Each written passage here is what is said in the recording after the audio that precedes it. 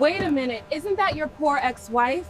I heard she was infertile. How did she end up with triplets? You know, life has a strange cyclical structure. Sometimes the person who tears you apart becomes the reason you discover deep powers within yourself that you never knew existed. My name is Isabella, but everyone calls me Bella. This story is about the transformation of a broken woman left behind with 3 daughters who sacrificed their lives for nothing, and who attends the wedding of the man she sacrificed them for. Before we dive deeper into this journey, I have a small request. Please subscribe, like this video, and write in the comments which city you're listening from. Because on this channel, we don't just tell stories, we listen to each other. Each of you has a story waiting to be told in your heart. Perhaps your story could be a balm for someone else's wound. If you have a story you've been keeping inside, you can send it to the email address in the description section. Because sometimes the first step toward healing is simply to share. Let's go back to the beginning, because every strong ending deserves a fitting origin story. I was 24 when I married Marcus. 24 and full of hope and innocence. He seemed to radiate light from every cell. I truly believed in fairy tales. I sincerely believed that love could overcome any obstacle. I believed that a faithful woman could inspire a man to become a better person. Marcus was extraordinarily handsome. At 6'3", with rich mahogany skin that absorbed the sunlight and a smile that could convince anyone of anything, he was a master manipulator who made you feel like you were the only woman breathing oxygen on this planet. When he proposed to me at that charming little community center in Phoenix, where we first met at a charity event, I genuinely believed I had won the lottery of life. The first warning sign should have been his son, Tyler. Not Tyler himself. That innocent child was in no way responsible for any of this chaos. It was more the way Marcus talked about Tyler's mother, Diane. She was just a big mistake. He would dismiss it as insignificant whenever I brought up their suspiciously regular communication.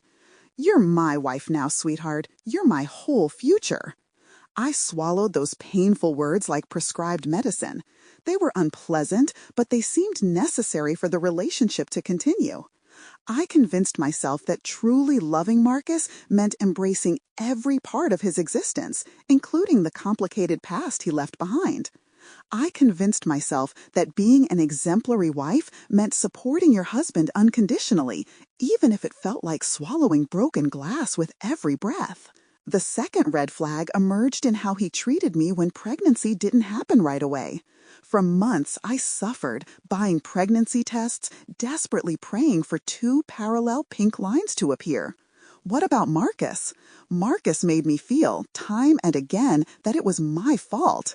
"My genetic makeup is clearly strong," he would declare with an unsettling pride, dramatically pointing to Tyler's framed photos decorating our mantelpiece. "The living proof that I can create life already exists, so clearly there's something wrong with you. What's wrong with you?" Those 4 words became the cruel soundtrack to my marriage. When dinner didn't follow his meticulous instructions exactly, "What's wrong with you?" When I politely asked him to cut back on his constant texting with Diane, "What's wrong with you?" When I suggested we both see a doctor to investigate our fertility issues, "What's your problem?" he would yell with frightening intensity. "I'm not going to any doctor. I have a healthy son who calls me Dad. That's indisputable proof that everything down there is working perfectly." So I went alone. Months of loneliness, humiliating appointments, invasive tests. I allowed strangers to examine the most intimate corners of my reproductive system. I drank disgusting contrast drinks for imaging procedures. I lay on cold examination tables, scary machines buzzing and clicking around my defenseless body. I subjected myself to procedures that left me cramping, bleeding, and crying alone in the hospital parking lot, while Marcus was probably texting Diane. And do you know what all those countless tests revealed? I was completely 100% fertile and medically healthy in terms of reproduction. My eggs were of the highest quality, my fallopian tubes were completely open, my hormone levels were ideal. Medically speaking, there was absolutely no issue with my body's ability to conceive and carry a child. But Marcus absolutely refused to accept this reality. When I rushed home with these results, feeling relieved and hopeful about our future, he didn't even look up from his phone screen to meet my gaze. "Great, honey," he mumbled distractedly, his fingers flying over the keyboard, no doubt engaged in another conversation with Diane. "Marcus, this is definitely the problem." "I don't have a problem," he cut me off sharply, finally raising his eyes with an icy coldness I'd never seen before. "I have proof walking around this world calling me Dad. Don't start with this nonsense." The physical pain was bad enough. Marcus's hands moved at lightning speed, grabbing quickly, squeezing a little too hard when his nerves were frayed. He never actually punched me. He was too calculating for that, too concerned with protecting his carefully crafted public image. But he discovered countless other ways to inflict pain. He pressed down on my wrist, leaving distinct purple fingerprints. When he wanted to emphasize a point, he ruthlessly dug his fingers into my shoulders, a special touch that looked loving to outsiders, but clearly served as a warning to me. Emotional torture was far worse. Marcus was a true artist at systematically destroying my self-confidence. He knew exactly which words would inflict the deepest wounds, how to create situations that would make me feel worthless, and how to create situations that would make me grateful for the occasional crumbs of attention he threw my way. "You're lucky I married you," he would declare as our arguments heated up. "Most men wouldn't tolerate a woman who can't fulfill such a basic biological function as having children. Maybe if you'd spent less energy talking and more time addressing the issues with your body, we could have had a family by now. Diane never had any trouble getting pregnant. Maybe the common denominator isn't men. Maybe the problem is entirely you." 7 years. 7 years of exhausting psychological warfare. For 7 years, I endured her volcanic anger, her merciless accusations, and her indifferent cruelty, convincing myself that this was the true face of marriage. For 7 years, I watched him text his ex-girlfriend every hour. When he disappeared for hours without explanation, I acted as if I didn't notice. During sleepless nights, I lay awake wondering what fundamental flaw made me so unlovable. For 7 years, I sacrificed everything: my love, my unwavering loyalty, my self-respect, and finally, the money I had carefully saved. When Marcus's hours at the auto repair shop started to decrease, financial problems began. Things were going very badly, he explained with increasing excitement. The company was cutting everyone's hours. We were falling behind on our rent payments, our car payments, everything basically. I saw him becoming increasingly irritable and volatile, and that anger was always directed at me as the primary target. I was saving money meticulously. Of course, it wasn't a huge fortune. My retail sales position at the store didn't provide significant income, but I was being extremely frugal. I obsessively clipped coupons, bought the store's own brand products, and preferred to skip lunch rather than eat regular meals. Somehow, over those exhausting 7 years, I managed to save $15,000. This was our savings. I planned to use it as a down payment for a house one day, or as funds for fertility treatment if we eventually chose that path. Marcus discovered that money on an ordinary Tuesday evening. I don't even remember how the topic came up in conversation. But suddenly he started looking at me with an expression I'd never seen before. Not his usual anger or disappointment, but something more like the pure hunger of a hunter. 15,000? He repeated slowly, his voice dangerously calm. While I was having panic attacks over bills here, you saved up $15,000? I explained quickly, my survival instincts picking up on the threat in his tone. For the future we'll spend together, us. Our future is happening right now, he cut me off harshly. I have an opportunity, Bella, an opportunity that comes once in a lifetime. My friend Carlos is expanding his car customization. Business. He needs a partner to run the new branch. This could change everything for us, baby. It could be our way out of this struggle. I should have refused. Every primal instinct in my nervous system was screaming at me to say no immediately. But Marcus was looking at me with something that almost resembled real love for the first time in months. He was communicating with me as if I were his real partner, not just a constant problem. And I was so desperately hungry for that feeling, so hungry for approval, that I ignored all the warning signs. "How much does Carlos need?" I heard myself ask, my voice sounding detached from my body. "All of it," Marcus said immediately, his words sounding rehearsed.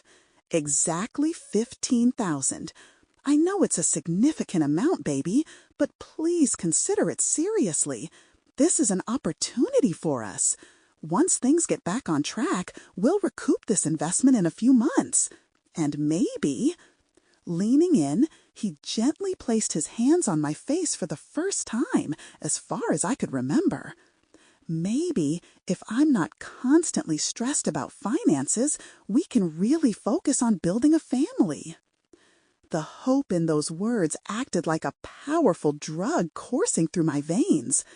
I desperately wanted to believe that our problems stemmed entirely from financial difficulties. I believed that once we stabilized our economic situation, everything would naturally fall into place. I was pathetically desperate to believe that Marcus could love me the way I loved him. That night, I surrendered everything. I emptied my savings account and gave him every penny I had painstakingly saved. Marcus held me tightly and whispered detailed promises about how everything would change, how this would be the beginning of our real life. That night, I recorded him on my phone. I don't fully understand why. Maybe a part of my subconscious knew I needed to protect myself. Or maybe I wanted to capture this rare moment when Marcus truly loved me again. Whatever the reason, I am eternally grateful for that recording now. The car customization business really took off in a spectacular way. Within 8 months, Marcus was earning more than he had in his entire life. The business was bringing in thousands of dollars a month, and Marcus was strutting around like he had built a commercial empire. But the interesting thing about his success was that his behavior toward me hadn't improved at all. On the contrary, his worst traits had multiplied.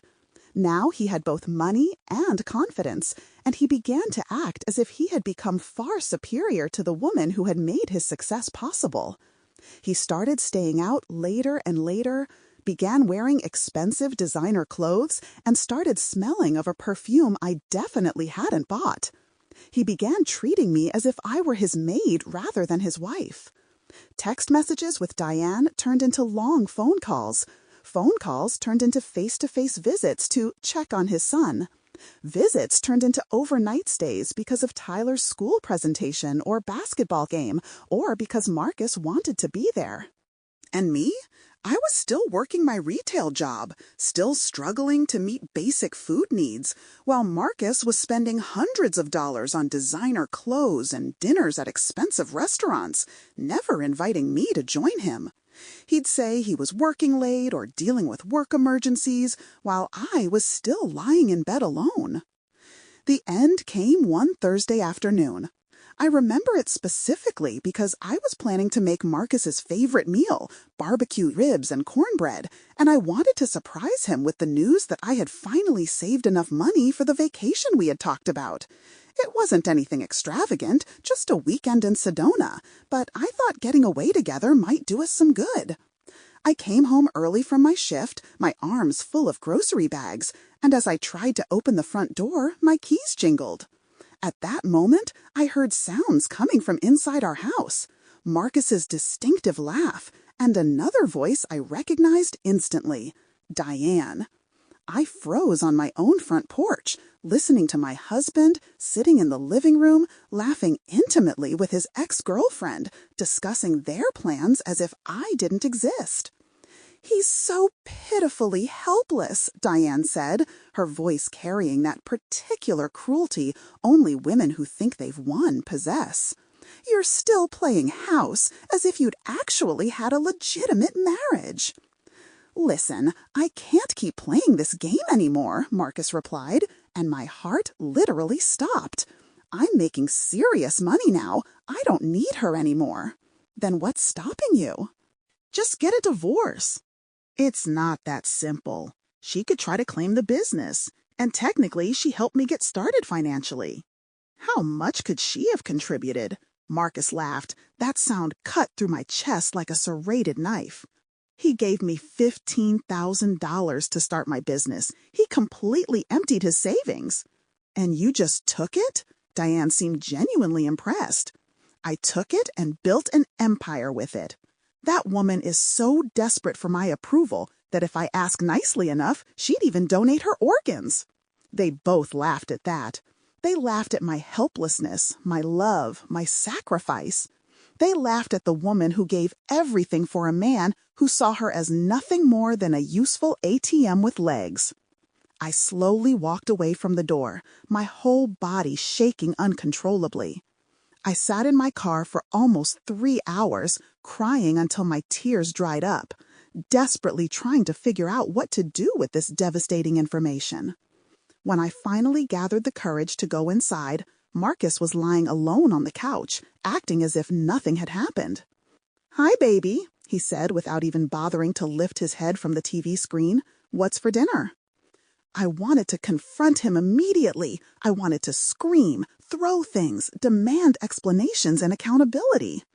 But I was so devastated, so exhausted, that I crawled into the kitchen and mechanically started cooking.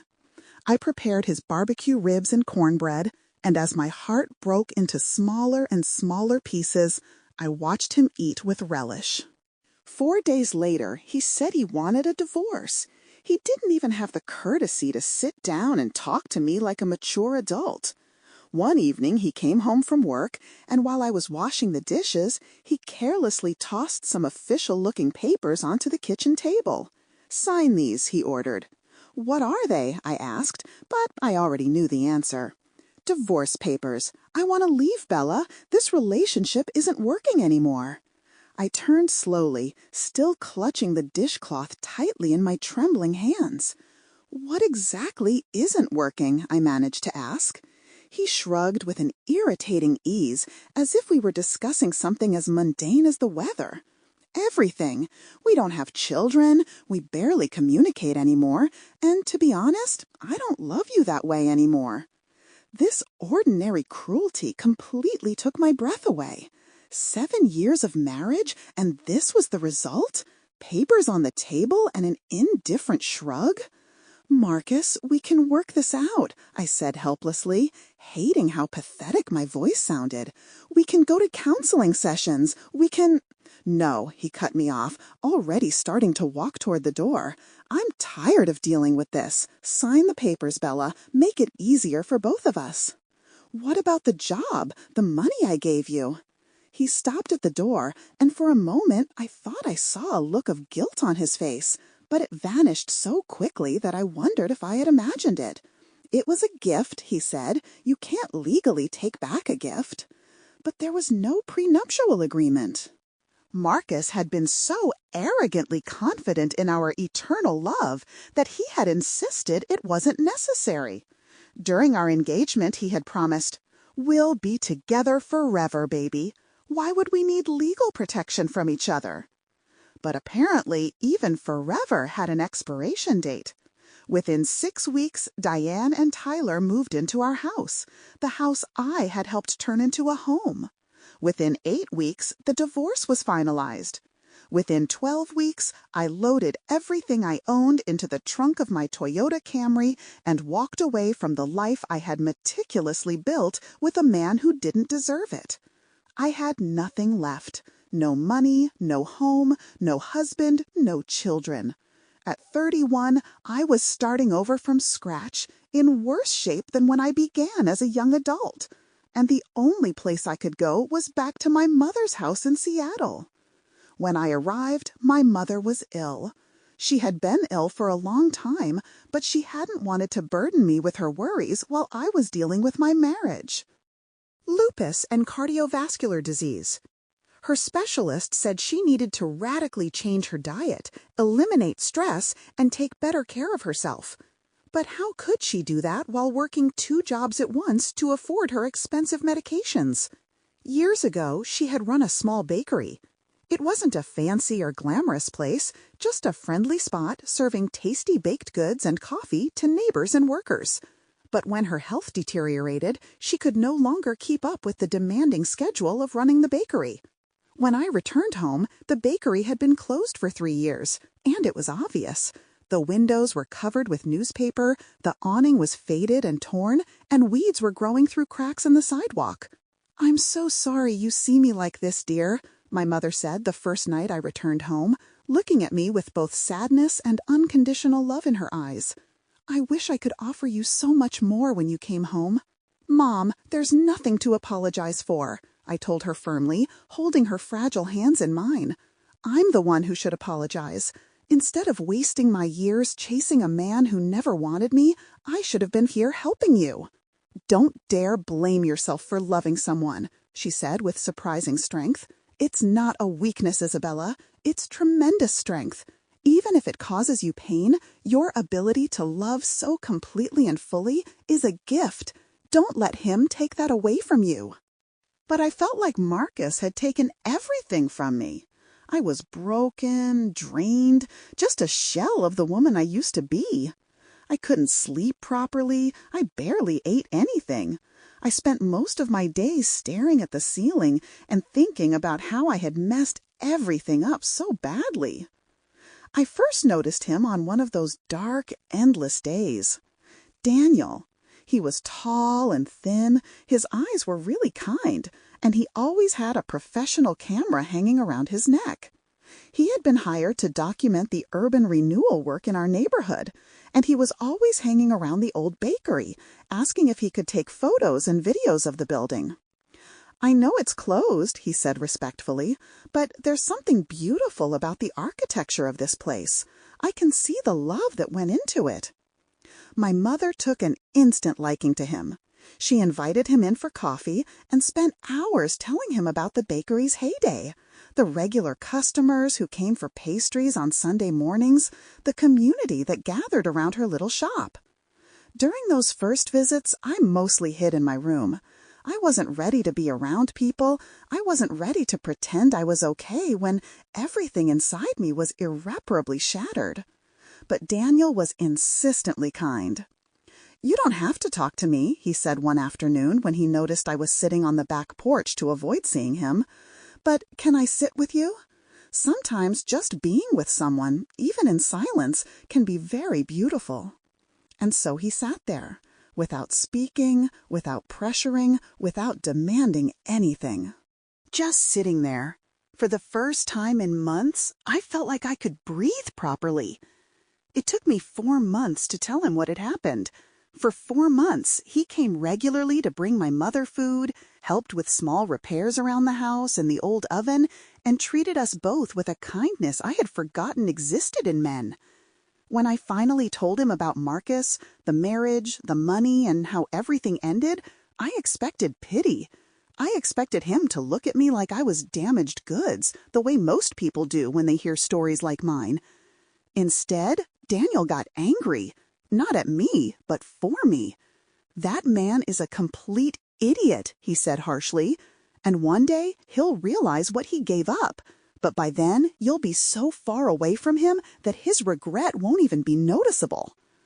"I gave him everything," I whispered, the words cutting through my throat. "My money, my love, my whole life. Everything I had. And it wasn't enough." "The problem wasn't that you weren't enough," Daniel said gently but firmly. "The problem was that he wasn't man enough to understand the value of what he had. That's his failure, not yours." Slowly, carefully, I began to rebuild. Not just my outer life, but my inner world too. I started attending therapy sessions, systematically addressing the trauma of my marriage and the clinical depression that weighed on me like a suffocating blanket. I began helping my mother go to her doctor's appointments, making sure she ate properly and took her medication regularly. And I began to examine that old oven with a completely new perspective. The building was structurally sound, just worn out and neglected. The kitchen equipment was old but functional. The dining area needed significant renovation, but the basic structure was good, just as Daniel had observed. And an idea began to form in my mind, a vision. What if we didn't reopen it as a traditional bakery? What if we transformed it into something different, something suited to the evolving needs of the neighborhood and modern lifestyles? I began researching obsessively. I spent countless hours at the public library, learning about food trucks and prepared meal concepts, nutritious eating, and meal preparation services. I studied successful small businesses, reading everything I could find on entrepreneurship, marketing, customer service, and building brand loyalty. The idea that slowly took shape was extremely simple. Healthy, affordable meals for busy people. Fresh salads and grain bowls, smoothies and cold-pressed juices, meal prep containers that working families could grab on their way home. Food that truly nourishes rather than just temporarily filling people up.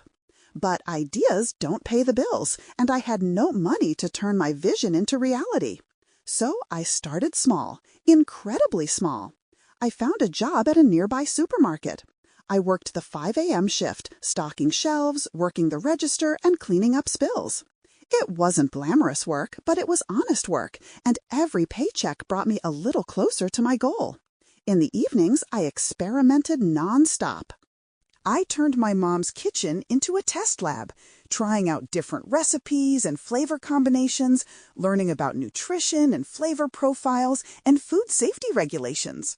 My mom became my primary taste tester and biggest supporter. One night, after tasting the quinoa bowl I'd prepared with roasted vegetables and tahini sauce, she said, "This is it, baby. This will change everything for you." I wanted to believe her, but I was so scared. I was afraid of failing in front of everyone. I was afraid of losing the little I had managed to save. I was afraid of putting myself out there and being rejected again. That's when Daniel made his offer. "Let me help you," he said one evening while I was cleaning up after another recipe experiment. "I'm already documenting the neighborhood's transformation. Let me document your journey too. Let me tell your story." "Daniel, I don't have the money to pay you," I began to object. "I don't want money," he gently cut me off. "I want to be part of something meaningful. I believe in what you're doing, Bella. More importantly, I believe in you." Looking back now, that might have been the moment I started falling for him. But at the time, I was too scared and broken to realize it. Daniel showing up regularly every day, seeing the potential in me that I couldn't see in myself, never demanding more from me than I was ready to give. He started filming everything: my early morning trips to the farmer's market, my late-night prep sessions, my failed experiments, and small victories. He never made me feel like I had to act in front of the camera or be someone I wasn't. He just documented the reality of what I was building, step by step. It took 3 years to save enough money to start renovating the oven. For 3 long years, I worked double shifts, ate instant ramen noodles, and refused to make any unnecessary purchases. 3 years when Daniel asked me out and I told him I wasn't ready, that I was still in the process of healing, that I needed to focus on building something for myself before building something with someone else. "I'm not going anywhere," he said every time I refused. "I'll be here when you're ready, no matter how long it takes." And that's exactly what happened. Through every setback and small victory, every moment of helpless doubt and inspiration, Daniel was by my side with his camera and his unwavering belief in what I was building. The renovation progressed very slowly and meticulously. I couldn't afford professional contractors, so I learned to do as much as I could myself. YouTube became an invaluable teacher as I learned to lay tiles, paint walls, change light fixtures, and repair plumbing. Daniel helped as much as his schedule allowed, and slowly, painfully slowly, the old, worn-out bakery began to transform into a bright, warm, and modern space. I named it Thrive. In honor of my mother, because she always believed that food should do more than just temporarily fill the stomach. Food should help nourish the body, mind, and spirit. The logo was elegant and simple, a stylized plant growing upward from a bowl, representing nourishment, growth, and potential. The color scheme featured fresh greens and warm wood tones, creating a healthy yet inviting atmosphere. We opened on a Tuesday in September, 3.5 years after returning to Seattle with nothing. I was terrified that no one would come, that all this work would be in vain, that I had invested everything into a venture that would fail spectacularly. But by lunchtime, there was a line stretching down the block outside our door. People really loved the products we offered. Fresh, healthy food that didn't strain their budgets. Practical but unprocessed or artificial meals. Nutritious but not pretentious or unattainable meals. The smoothie bar was especially popular. Busy parents could grab breakfast for themselves and their kids in under 5 minutes. Office workers could fuel up for their afternoon shifts. Seniors could get the fruits and vegetables their doctors insisted they eat but couldn't always afford or prepare. However, success didn't happen overnight like in fairy tales. The first year, I was barely breaking even financially. Working 16 hours a day, I did everything from preparing food to customer service, accounting to cleaning. Some nights, I was so exhausted that I collapsed into bed without even taking off my shoes. When I woke up in the morning, I wondered if I had the strength to do it all again. Daniel kept filming throughout this whole process. He captured not just the aesthetically pleasing moments, but the real ones too. The moments when I cried over a broken commercial blender at 3 a.m. The moments when we celebrated our first $1,000 day. The moments when I slowly learned to smile again, to laugh again, to believe in myself again. You should publish these videos publicly, he kept suggesting.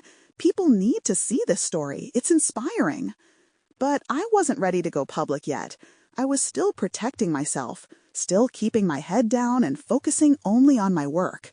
I couldn't bear the thought of Marcus or anyone from my old life in Phoenix seeing me struggle, potentially failing. What if it doesn't work? I asked Daniel one night while cleaning up after a particularly chaotic day. Then we'll find another solution, he said simply, as if it were that easy. But Bella, what if it works? What if this is exactly what you're supposed to be doing in your life? By the end of our second year, I realized he was right. Thrive wasn't just working, it was really taking off. We had loyal customers coming in every day, families planning their weekly meals around what we offered. I had hired 4 part-time employees, and we were seriously considering extending our hours. More importantly, I was growing too. The broken woman who fled Phoenix was gone, replaced by someone stronger, more confident, more aware of her own worth and abilities. I was still cautious about romantic love, still guarding my heart carefully, but I no longer feared my own shadow. That's when I finally said yes to Daniel. It was Friday night, and we were closing the restaurant together, as we had done hundreds of times before.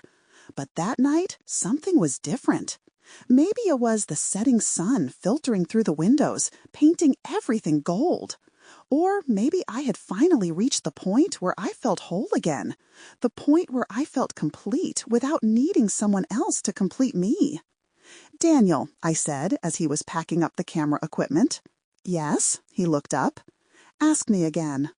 He looked at me, and I saw understanding flash in his eyes. "Isabella Chen," he said, putting down his camera and walking over to where I was standing behind the counter. "Would you like to go out to dinner with me?" Yes, I said, and it felt like the first truly sincere words I'd spoken in years. I'd love to. Our first date was at a small Thai restaurant in the city center. It wasn't fancy or pretentious, just great food and comfortable conversation. But I felt like I was coming home in a way I never had in my marriage to Marcus. Daniel listened to me as I spoke. He really listened, not just waiting for his turn to talk.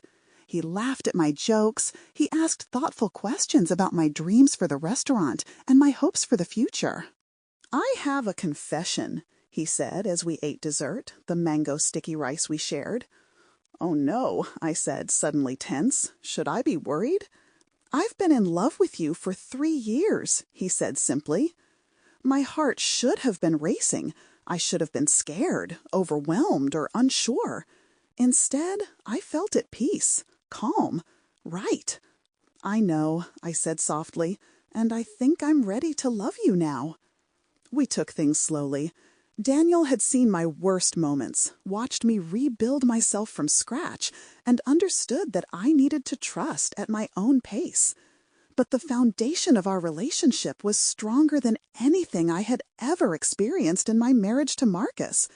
This relationship was built on true friendship and mutual respect, shared values, and genuine love.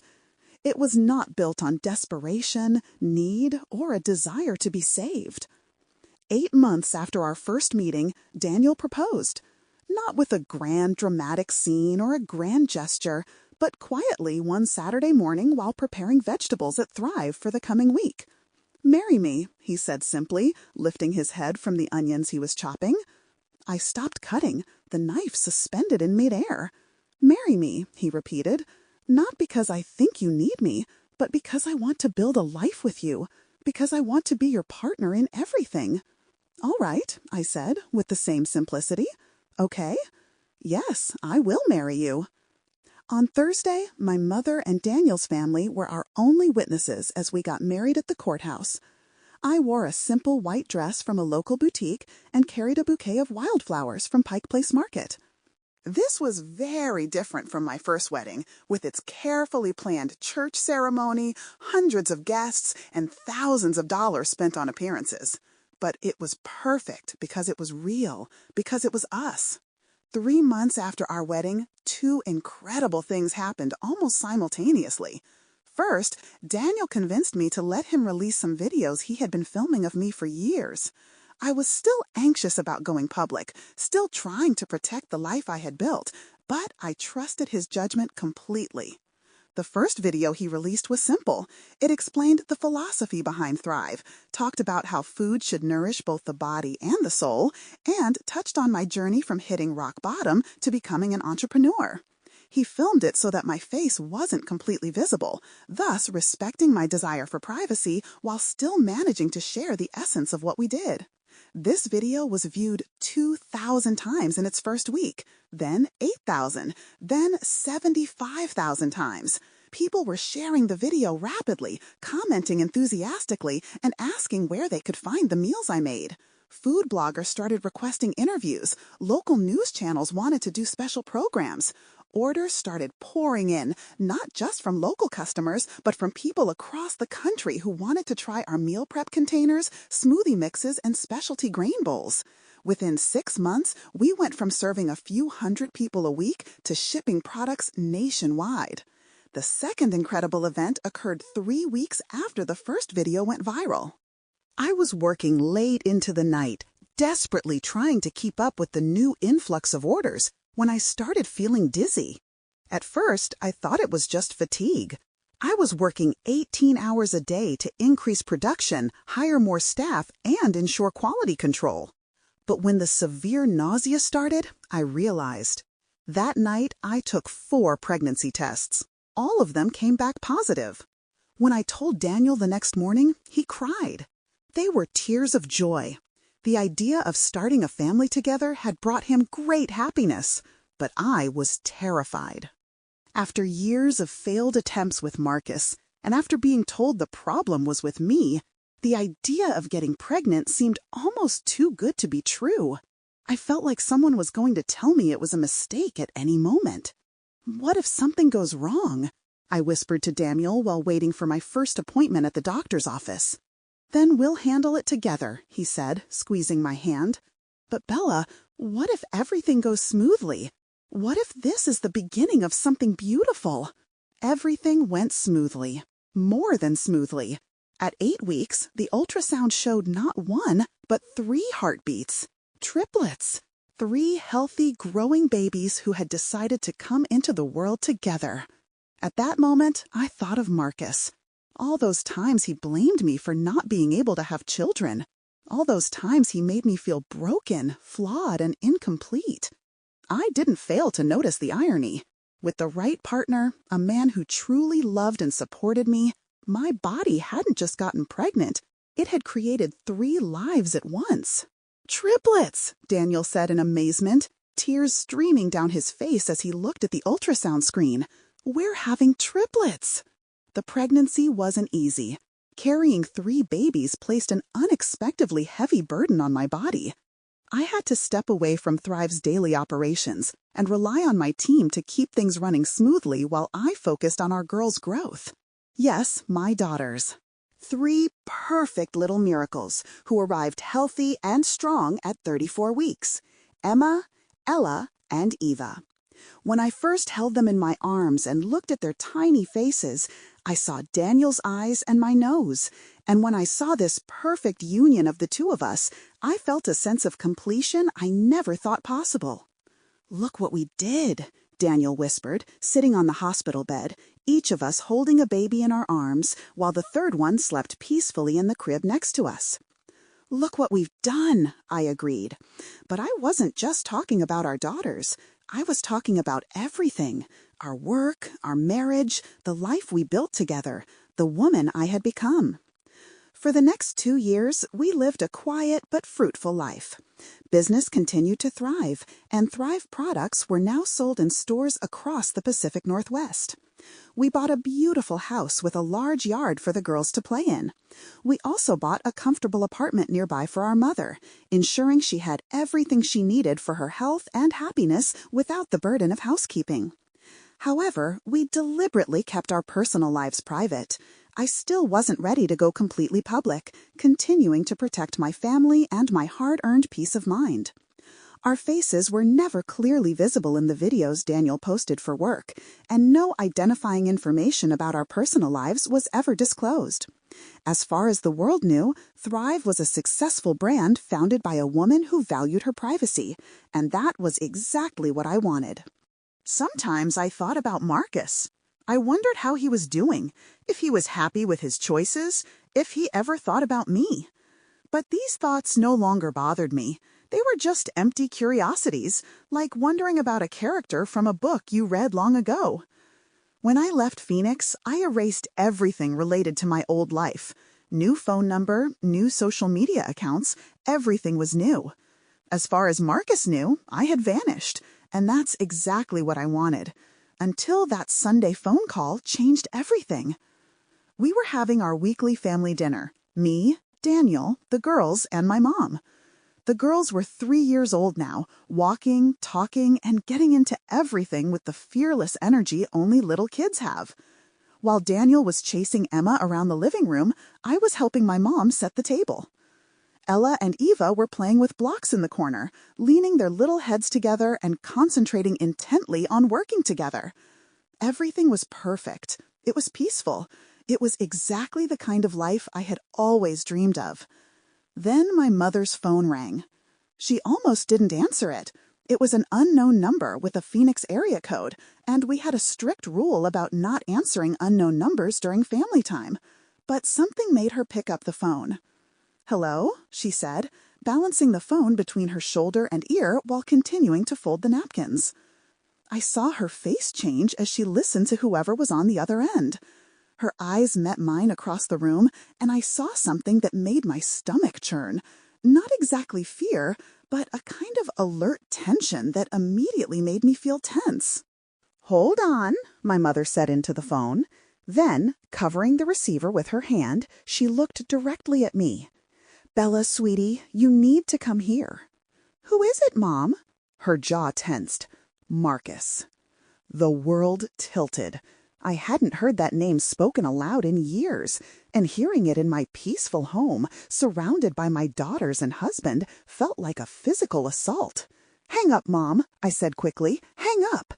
But she had already answered the phone, and there was that particular expression on her face that showed she was about to take care of business. "I'm going to listen to what this idiot has to say," she said in a determined voice. I could hear Marcus's voice on the receiver, that familiar, soft tone that once made my heart race and later turned my stomach. I couldn't make out the words exactly, but I could hear the rhythm of his speech, the rhythm that described 7 years of my life. As my mother listened, her face grew increasingly dark. He said in a cold voice. "I see. So the reason you called here is—" There was more talking on Marcus's side. "Well," said my mother, her voice dripping with the kind of polite venom that only Southern women truly master, "how lovely for you." Daniel noticed the sudden tension in the room and gathered the 3 girls, taking them upstairs to bathe. I was grateful to him for his intuition and ability to protect them from everything without needing to explain what was happening. Finally, my mother hung up the phone. She stared at me for a long time, her face expressionless. "What did she want?" I asked. But part of me didn't want to know.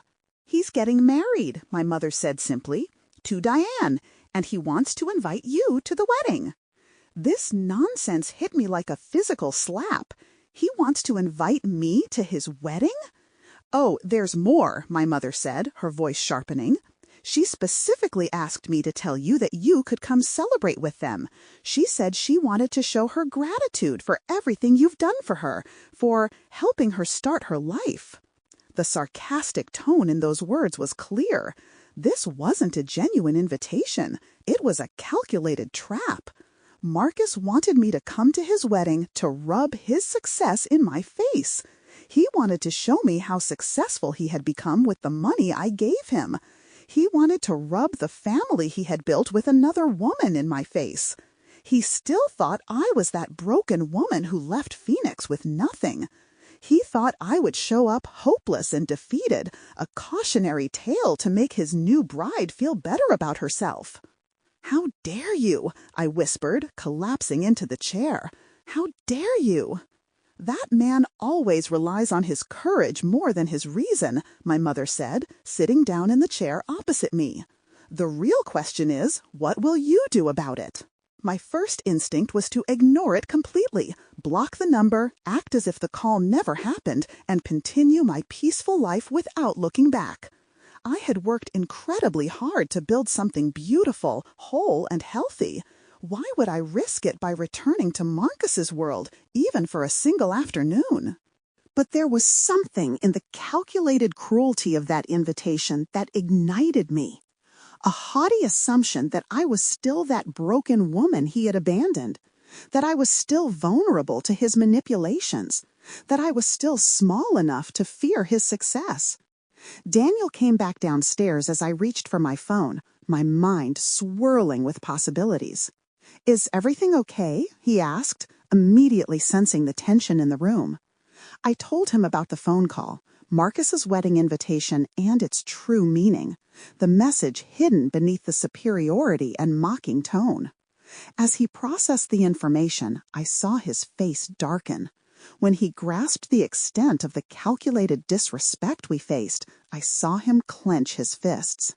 "He thinks he can humiliate you," Daniel said quietly, his voice tinged with controlled anger. "Exactly what he thinks," I confirmed. "And he has no idea who he is now, what he's achieved, what he's become."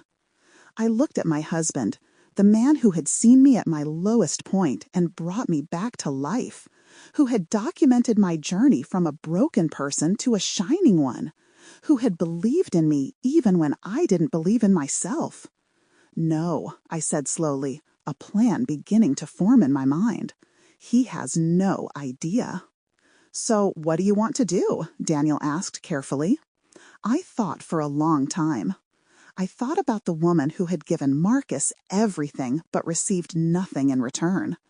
I thought about the woman who had rebuilt herself from scratch, turned her pain into a purpose, and created something beautiful, meaningful, and successful. No, I said slowly, a plan beginning to form in my mind. He has no idea. So what do you want to do? Daniel asked carefully. I thought for a long time. I thought about the woman who had given Marcus everything but received nothing in return. I thought about the woman who had rebuilt herself from scratch, turned her pain into a purpose, and created something beautiful, meaningful, and successful. I thought about my daughters sleeping peacefully in the beds I had bought with the money I had earned, about our home that represented security and love, everything I had never had with Marcus. I want to go, I finally said. Daniel raised his eyebrows. Are you sure about this? I'm sure. Not to prove anything to Marcus, but to properly close that chapter of my life. I want to confront the man who broke me from a position of strength. I want to show him, and myself, how far I've come. All right, Daniel said simply. Then let's go. Us? Do you think I'd put you in that situation alone? We're going, all of us. The idea of taking my girls to Marcus's wedding felt almost poetic, as if these three beautiful children, whom he had claimed I could never have, were attending his celebration as living proof of everything he had been wrong about. Are you sure about this? I asked Daniel. This could get really ugly.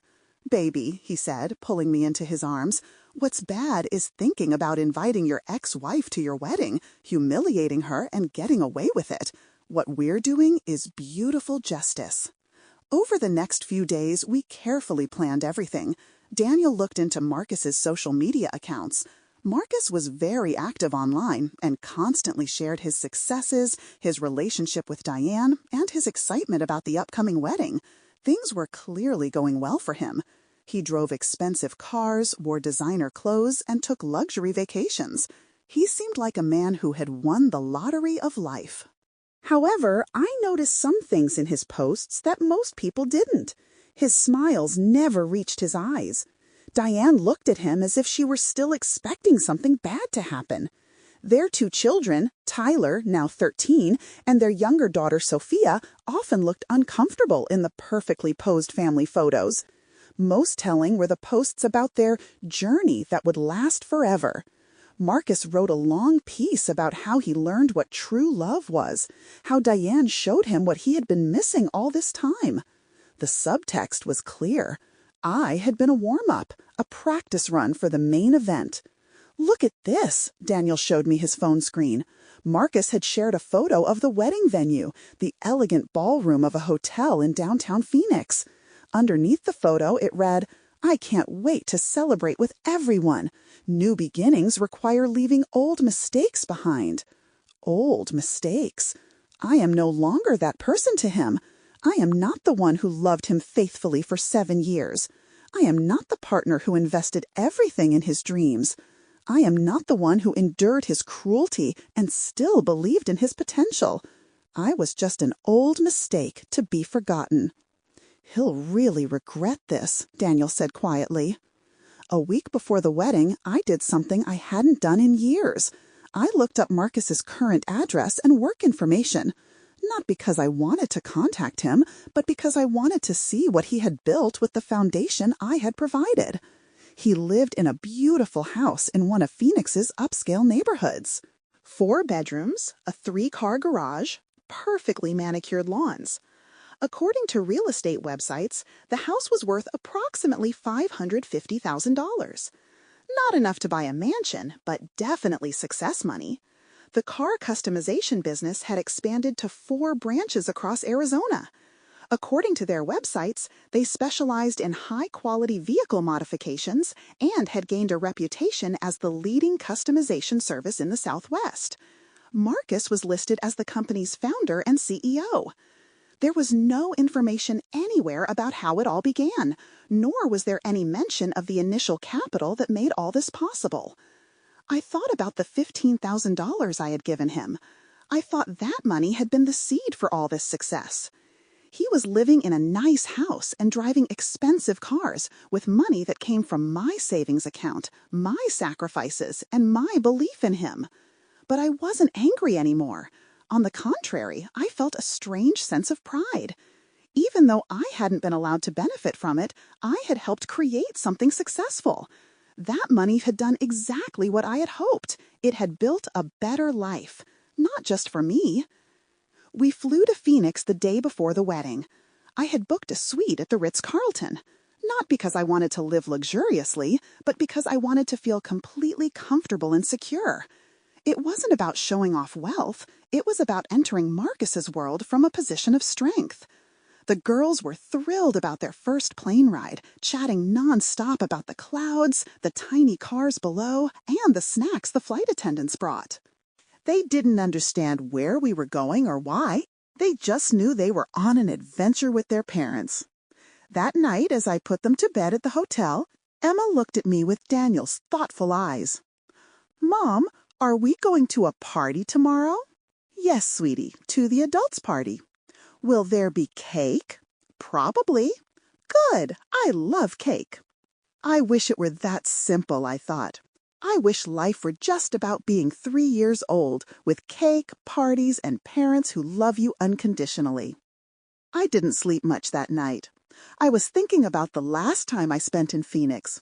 A broken heart, a Toyota Camry filled with clothes and shattered dreams. Now I had a husband who loved me, 3 healthy children, and a business worth millions of dollars. The change was so complete that it felt almost fictional, as if I were living someone else's magical life. The wedding was at 3 p.m. We started getting ready in the afternoon. I had bought a new dress for this special day. Not white, because that would have been too ordinary, but a dark sapphire blue dress that complemented my skin tone and reflected the confidence I had gained over the years. It was elegant without being ostentatious, beautiful without overshadowing the bride. Daniel was wearing a navy suit that looked like it had stepped out of the pages of GQ magazine. The girls wore matching coral-colored dresses that made them look like little flowers, bright, cheerful, and impossible to miss. At 2 p.m., our limousine arrived. I had hesitated about the limousine. It seemed a bit over the top, a bit too flashy. But Daniel had insisted. "This isn't about showing off," he said as I sat in the back seat. "It's about being seen. There's a difference. You're not coming as his defeated ex-wife. You're coming as a successful businesswoman with your family." The ride to the hotel took 25 minutes. For 25 minutes, my heart pounded wildly, my palms sweated, and all the doubts I'd suppressed resurfaced, seeking revenge. What if this is a terrible mistake? What if Marcus somehow manages to humiliate me? What if I walk into that ballroom and become that broken woman again? "Hey," Daniel said, squeezing my hand. "Look at me."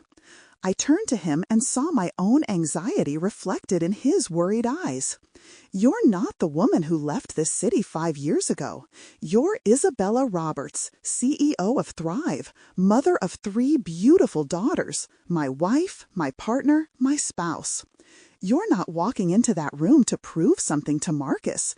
You're walking into that room to prove something to yourself." What am I proving to myself? That you survived, that you succeeded, that the woman he left behind is actually a treasure he's too blind to appreciate. The hotel was exactly as luxurious as I had expected. Marble floors, crystal chandeliers, staff in elegant uniforms directing guests to the ballroom. I could see the other wedding guests arriving, women in elegant dresses, men in expensive suits, everyone looking like they belonged to Marcus's new world of success and sophistication. When our limousine pulled up to the front entrance, a couple in their 50s were getting out of a Mercedes. The woman's dress was probably more expensive than what I earned in a month. The man's watch sparkled ostentatiously in the afternoon sun. These were now the people around Marcus, successful, elegant, wealthy. The kind of people who saw what Marcus saw when they looked at the woman I used to be, someone who wouldn't catch their attention. But I wasn't that woman anymore. Daniel stepped out first, then helped me out of the car with the grace he was accustomed to. The girls followed him, marveling at the luxury hotel and the stylishly dressed people. For them, this was another adventure to discover with excitement, another new place. The doorman's eyes widened slightly when he saw our family getting out of the limousine. Because we didn't belong here, yet we fit in perfectly. Elegant, confident, happy. A beautiful family arriving for a celebration. "Good day," he said politely, holding the door open for us. "Thank you," I said, my voice steady despite the butterflies in my stomach. Inside, signs directed guests to the Morrison-Johnson wedding. Morrison was Diane's maiden name. She would keep it, or perhaps hyphenate it. She was a smart woman. She had learned from my mistake of losing myself in a man's identity. By the time we arrived, cocktail hour had already begun. Laughter and lively conversation, the clinking of glasses, and soft background music drifted from the ballroom. It was clear the celebration was in full swing. "Are you ready?" Daniel asked, extending his arm to me. I took a deep breath, looked at my daughters, who were holding hands and excitedly chatting about the beautiful decorations, and nodded. "I'm ready." We entered the ballroom together, and I swear the temperature dropped by 10 degrees. It didn't happen right away. We weren't the center of attention as soon as we walked in. People were chatting, drinking cocktails, admiring the carefully arranged flower arrangements.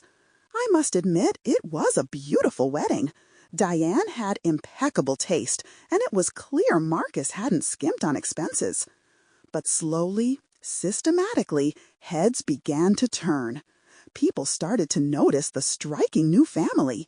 The woman in the sapphire blue dress, the 3 identical little girls, and the handsome man who looked at her as if she were the most precious thing in the world. I saw the moment Marcus noticed me.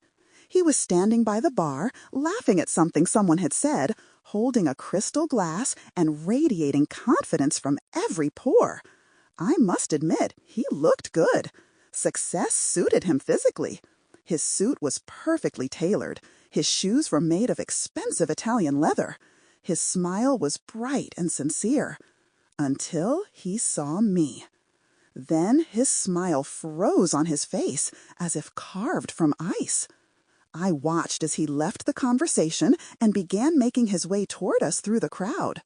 His eyes darted back and forth between me, Daniel, and the girls, as if trying to solve an illogical puzzle. "Isabella," he said, my name on his tongue uncertainly, as if he wasn't sure he'd seen what he thought he saw. "Hello, Marcus," I said in a calm voice. "Thank you for the invitation." He stared at me for a long time, and I could see him trying to connect the woman in front of him with the broken woman who had left Phoenix years ago. This wasn't the story he had expected. It wasn't the story he had planned to tell his guests. "You," he began, then stopped, as if struggling to find the right words. "Different?" I suggested helpfully.